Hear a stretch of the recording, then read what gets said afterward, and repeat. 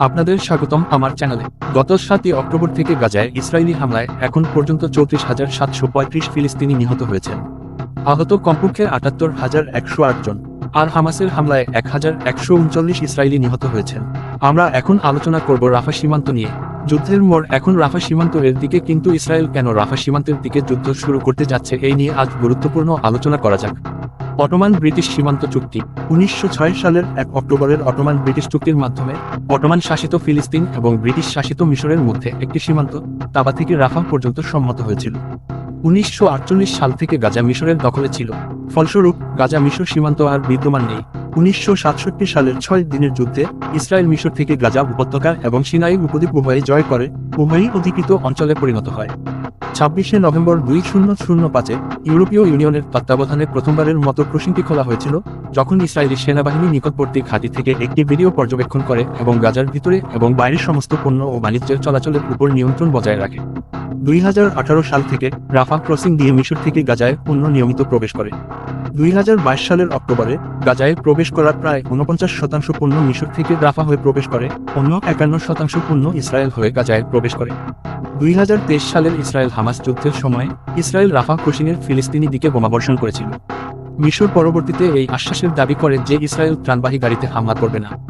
বর্তমান এই যুদ্ধে গাজা উপত্যকার অন্য জায়গা থেকে প্রায় ১৪ লক্ষ বাস্তুচ্যুত ফিলিস্তিনি রাফাতে আশ্রয় নিয়েছিল। ইসরায়েল শহরটিতে হামাস ব্রিগেডদের নির্মূল করার জন্য আক্রমণ করার তার অভিপ্রায় ঘোষণা করেছে। রাফাতে ইসরায়েলের পরিকল্পিত অপারেশন সম্ভাব্য মানবিক প্রতিক্রিয়ার উদ্বেগ নিয়ে তার মিত্রদের কাছে আন্তর্জাতিক সমালোচনার শিকার হয়েছে। মার্কিন যুক্তরাষ্ট্র এই অভিযানের জন্য ইসরায়েলের কাছ থেকে অস্ত্র বন্ধ করে দেয়, ইসরায়েল পুরোপুরি আক্রমণ করলে সাহায্য বন্ধ করার হুমকি দেয়। এদিকে যুদ্ধবিরতির আলোচনা স্থগিত হওয়ার পর এবং ৬ই মে রাফা থেকে রকেট হামলায় বেশ কয়েকজন ইসরায়েলি সৈন্য নিহত হওয়ার পর প্রায় রাফায় আশ্রয় নেওয়া ১০ লক্ষ জনেরও বেশি ব্যক্তিকে সরে যাওয়ার নির্দেশ দেওয়া হয়েছে। ইসরায়েলের প্রতিরক্ষা মন্ত্রী ইয়োভ গ্যালান্ট বলেছেন যে হামাসকে নির্মূল করা বা জিম্মিদের মুক্তি না দেওয়া পর্যন্ত অভিযান বন্ধ হবে না।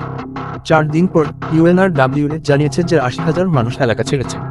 সরিয়ে নেওয়ার আদেশের কয়েক ঘন্টা পরে হামাস ঘোষণা করেছে যে তারা মিশর এবং কাতারের প্রস্তাবিত একটি যুদ্ধবিরতি চুক্তি মেনে নিয়েছে।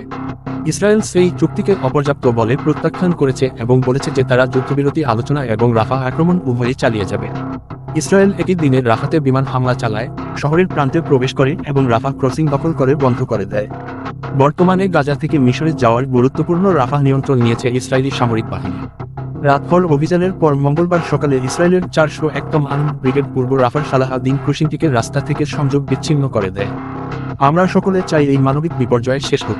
চাকরির বিজ্ঞপ্তি, শিক্ষা সংক্রান্ত তথ্য, বিশ্বের অজানা চলমান গুরুত্বপূর্ণ আলোচনা শুনতে লাইক, সাবস্ক্রাইব করে আমাদের চ্যানেলের সাথে থাকুন।